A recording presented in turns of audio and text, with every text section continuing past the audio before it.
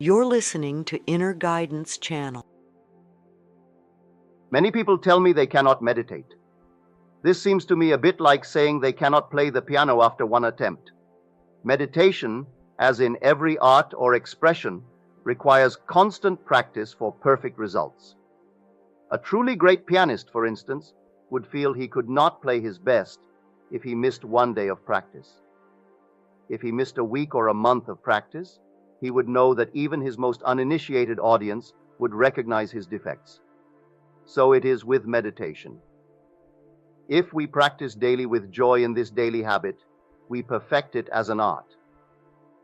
I find that those who complain of the difficulty in meditation do not make it a daily practice, but rather wait until something pressing appears in their world, and then, through an act of will, try to fix their attention on the desired state.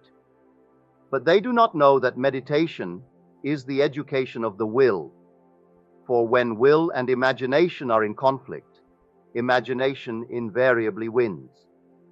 The dictionaries define meditation as fixing one's attention upon, as planning in the mind, as devising and looking forward, engaging in continuous and contemplative thought. A lot of nonsense has been written about meditation. Most books on the subject get the reader nowhere, for they do not explain the process of meditation. All that meditation amounts to is a controlled imagination and a well-sustained attention. Simply hold the attention on a certain idea until it fills the mind and crowds all other ideas out of consciousness. The power of attention shows itself the sure guarantee of an inner force. We must concentrate on the idea to be realized without permitting any distraction. This is the great secret of action. Should the attention wander, bring it back to the idea you wish to realize and do so again and again until the attention becomes immobilized and undergoes an effortless fixation upon the idea presented to it. The idea must hold the attention, must fascinate it, so to speak. All meditation ends at last with the thinker, and he finds he is what he himself has conceived. The undisciplined man's attention is the servant of his vision rather than its master. It is captured by the pressing rather than the important. In the act of meditation, as in the act of adoration, silence is our highest praise. Let us keep our silent sanctuaries, for in them the eternal perspectives are preserved. Day by day, week by week, year by year, at times where none through love or lesser intentions were allowed to interfere, I set myself to attain mastery over my attention and imagination. I sought out ways to make more securely my own, those magical lights that dawned and faded within me. I wished to evoke them at will and to be the master of my vision.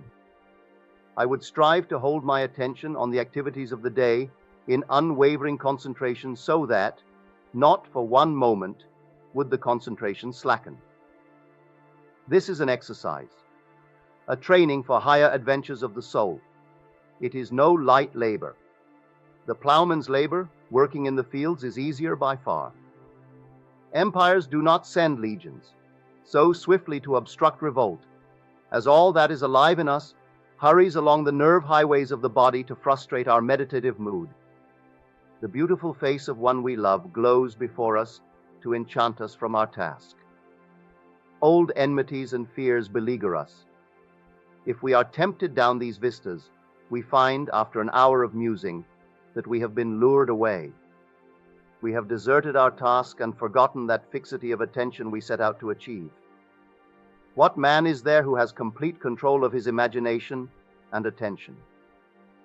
A controlled imagination and steadied attention, firmly and repeatedly focused on the idea to be realized, is the beginning of all magical operations. If he persists through weeks and months, sooner or later, through meditation, he creates in himself a center of power. He will enter a path all may travel, but on which few do journey.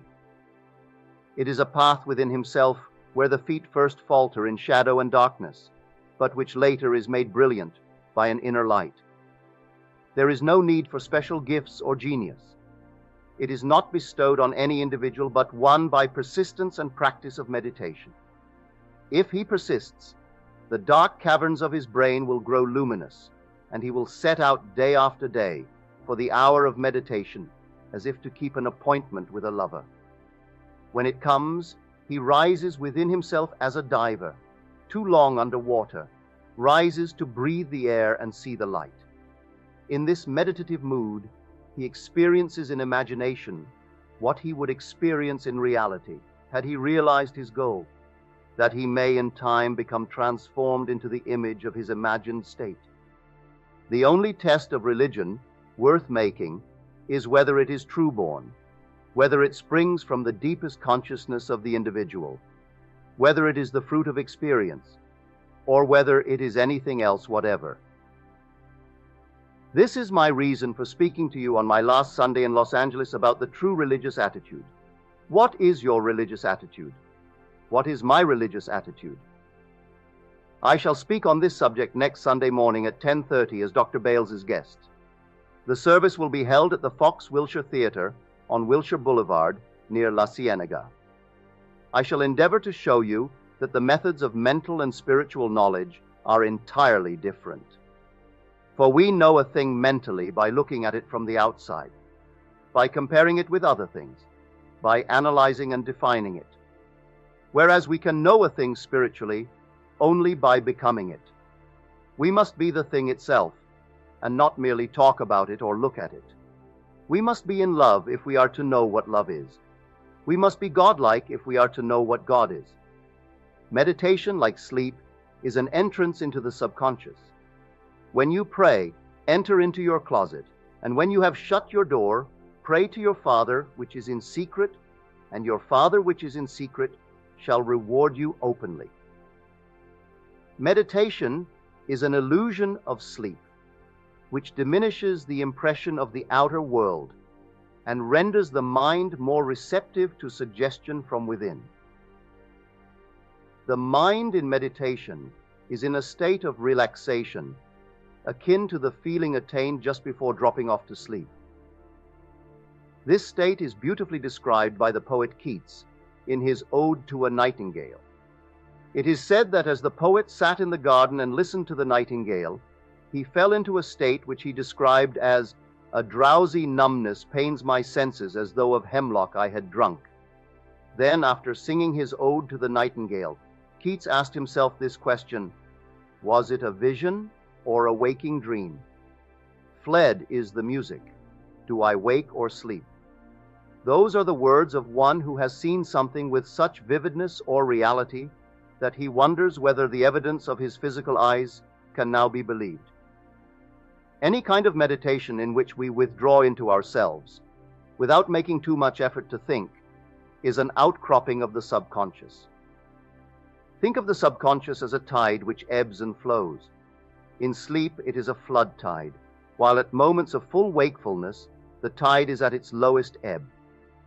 Between these two extremes are any number of intermediary levels. When we are drowsy, dreamy, lulled in gentle reverie, the tide is high.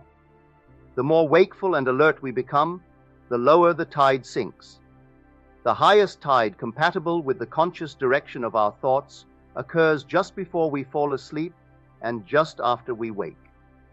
An easy way to create this passive state is to relax in a comfortable chair or on a bed. Close your eyes and imagine that you are sleepy, so very sleepy. Act precisely as though you were going to take a siesta. In so doing, you allow the subconscious tide to rise to sufficient height to make your particular assumption effective. When you first attempt this, you may find that all sorts of counter thoughts try to distract you. But if you persist, you will achieve a passive state. When this passive state is reached, think only on things of good report. Imagine that you are now expressing your highest ideal, not how you will express it, but simply feel here and now that you are the noble one you desire to be. You are it now. Call your high ideal into being by imagining and feeling you are it now. I think all happiness depends on the energy to assume the feeling of the wish fulfilled, to assume the mask of some other, more perfect life. If we cannot imagine ourselves different from what we are and try to assume that second, more desirable self, we cannot impose a discipline upon ourselves, though we may accept discipline from others. Meditation is an activity of the soul. It is an active virtue. And an active virtue, as distinguished from passive acceptance of a code, is theatrical. It is dramatic. It is the wearing of a mask. As your goal is accepted, you become totally indifferent to possible failure, for acceptance of the end wills the means to the end. When you emerge from the moment of meditation, it is as though you were shown the happy end of a play in which you are the principal actor. Having witnessed the end in your meditation, regardless of any anticlimactic state you encounter, you remain calm and secure in the knowledge that the end has been perfectly defined. Creation is finished, and what we call creativeness is really only a deeper receptiveness or keener susceptibility on our part. And this receptiveness is not by might nor by power, but by my Spirit, saith the Lord of hosts. Through meditation, we awaken within ourselves a center of light, which will be to us a pillar of cloud by day and a pillar of fire by night.